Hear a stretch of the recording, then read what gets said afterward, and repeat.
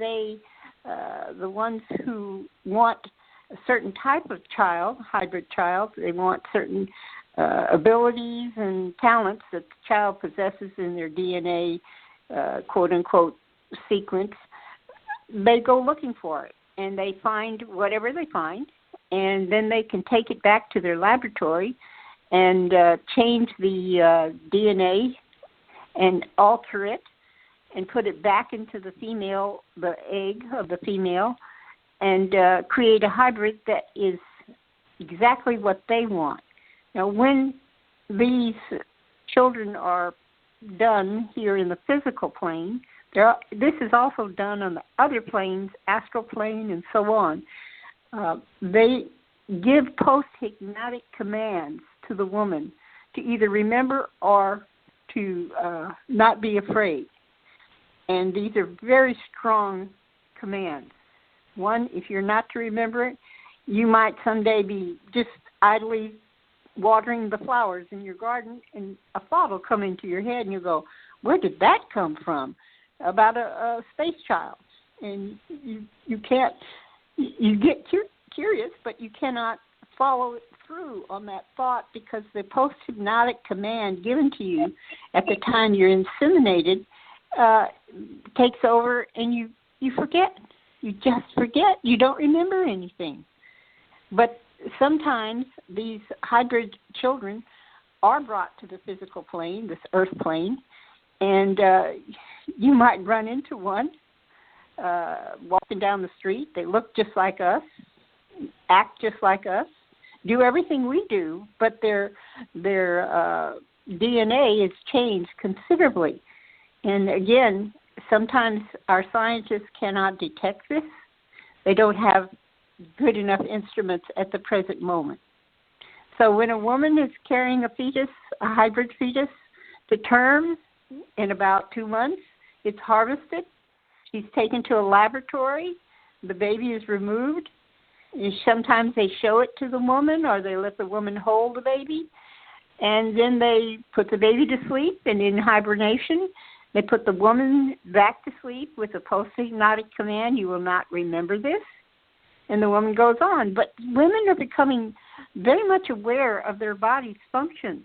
They know now more about their cycles, their monthly cycles, and how the body ages.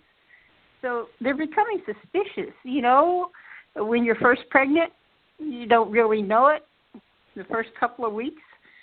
But as 3 or 4 weeks pass, or maybe 6 or 7 weeks pass, you notice your body changing, and you experience things, and you go, hey, what's happening? But then the post-hypnotic command resurfaces, and you forget any more about that until it's harvested. And again, the space people have tremendous technical abilities. They know how to manipulate organisms. They know how to manipulate time. They can stop time, take you out for 3 or 4 months, have you live on another facility, and put you back at the exact same instant you were taken. And nothing changes for you in your life, but a lot changed on the other side. So that's why it's important to wake up and for women to start looking at different things that are happening. For men, they also do the same thing to them. They take a man's sperm and unite it with an egg from another species, and they create a hybrid. Some hybrids look like the species they want, maybe a bird-looking hybrid, or maybe a cat-looking woman, or a male-looking alligator. All are different species that exist right now. I thought, Claudie, that you know, the sperm would not take to another species. You know, it wouldn't work out. Our DNA or whatever it is, that's why they're mules, for heaven's sake. I don't know anything about mules, but they can't reproduce. You know, so that's more or less what they're trying to tell us, what's happening to us. And And if they look like us, maybe, but maybe not. I remember years and years ago. I don't. Where was that? It was on TV. Da da da da da da da. Twilight Zone. Huh? Twilight Zone. The Twilight Zone. Oh yes, that. If anybody was in on that one, boy, that was. I always stayed up later to watch that. I never will forget this one time. They were in the operating room, and there was, and I was. You were watching someone lying down, being anesthetized, and the doctors all hovering around and everything, and the doctor would then the nurses, they were all had their, you couldn't see their faces, and the women looked gorgeous, beautiful hair and beautiful bodies and everything, and they were talking together, and all of a sudden they turned around and they all had horrible looking pig faces. That was such a shock after seeing the backs of these creatures being like that. I mean, I'd be afraid that they would change the look of us. You would never recognize us any if you're 30 or 40, 50 years, 100 years from now, we wouldn't look the same. We'd be, Lord knows what we'd look like if we were half alligator. Or what would happen? Some of these people that I was just wanted to say one thing. Claudia, maybe you can comment on this too. Some of the people that are in this Sedona area where they're seeing the children, the hybrids, and sometimes they see them in the physical too. A lot of them have experiences and have met other men on the physical as well, that they have been on the spaceships or with the different alien species, and both of them, they're taking whatever from both the woman and the male to create these hybrids. So it's like they're taking both and taking something from the Orions or whatever they're doing too. So I just wanted to mention that I've heard people that have physically met, and they've met in the astral, and they're both creating these hybrid children with the aliens too. Yes, and one thing for sure is that the aliens have more technical knowledge of how to change DNA than we do. Just like 200 years ago, we didn't know what a helicopter was, but we do now. So as time passes, we're being upgraded, both mentally and I'm hoping on the other levels, astrally and so on. But one thing for sure is that those people who are noticing things and becoming awake and starting to ask questions, and they always say curiosity didn't always kill the cat. Sometimes it brought you knowledge that you didn't have before. Sometimes as we progress in life, we get wise enough to be able to discern a truth that we had not noticed before, simply because we're waking up and becoming aware. And so one of the things about your story about the Twilight Zone episode, it was one that was presented a truth for us to consider. One of the things that the controllers of this planet have to do is when you want to know something, it will be presented to you. But it may be presented in a movie or a television show or a book you read or a magazine or a commercial you see on the football game. It's a commercial, but it carries a different knowledge, and it may trigger us to awake. As we progress, we also learn more things. That's a law in the universe that when you ask a question, an answer has to be provided. And so as it's being provided, some of us are awake and aware enough to see or recognize the truth. But it takes courage to do that. And maybe you're in a situation where you cannot speak freely, and it would harm your family or put your job in jeopardy. But you can take the time to research. A lot of us rather watch the TV and the football game and watch a comedy or something, and we don't want to take the time to learn, which is not the best way for us to live. Usually, people, when you're well-fed and you're healthy, you do want to go out and learn more about the environment you live in. People who live in cities look at cities. People who live in the country on a farm or a ranch, they look around at the atmosphere and what's happening to us.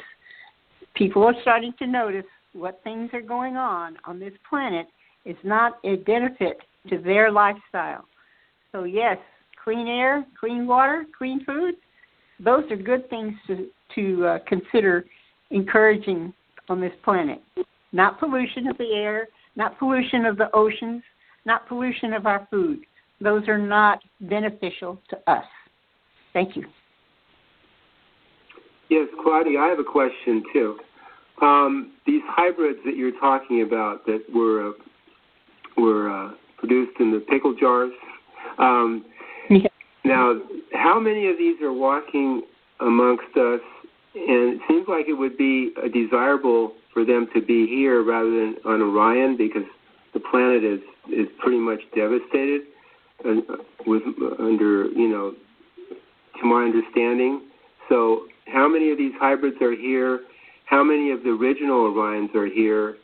And are they conscious of being here? And are they shape-shifting when they're here? I mean, there must be, because we don't see them 300 feet tall reptilians, most of it. Yes, there are different sizes and different body forms. One thing for sure, yes, there are hybrid babies, and how they are brought to adult status is because of the way they are conditioned, the foods that they are fed, and like in a beehive, there are many of the little bees that are going to be a queen bee, start out as princesses, but they are not all fed the same honey as the one that they select to be a queen. The one that they select to be a queen is given very special honey that develops her body into an adult body that can produce other bees. So here we have all the information around us. It's very simple. All you have to do is put one and one together and you can get two. When we look at the hybrids that are walking among us that look just like us, and we may not even know that we might be a hybrid. But one of the things is that they are brought here and conditioned. And yes, some of them have tremendous mental capabilities to look at us and give us a mental command to not see us, not see them. And they can stand right in front of you. And we've all seen those shows on TV of hypnotist people that can convince us for sure that we are a chicken. And we can walk around and cluck and strut like a chicken. But we're not a chicken. It's the same way with the hybrids. Some have the ability to stand in front of you and be a different body form, but you cannot recognize it and you cannot see it. Your brain simply cannot process that information. There's a movie that came out, I'm going to say in the 70s or so.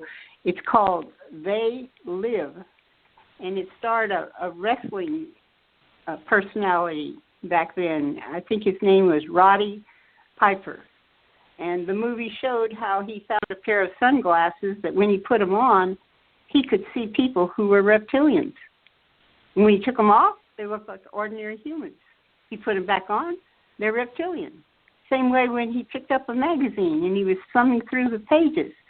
They had different words, not the ones that he would see when he took off the glasses.